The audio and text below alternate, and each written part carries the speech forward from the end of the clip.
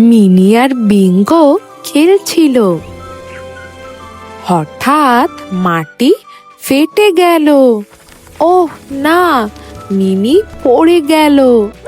Bingo সাহায্য চাইছিল জোরে জোরে। চিকু নিচে গিয়ে দেখলো মিনি একটা গুহায় পড়ে গেছে। সে এখন ভয় পাচ্ছে। মাহি এসে গেল। সে বলল, চলো আমরা দড়িটা দিয়ে মিনিকে বাঁচাবো।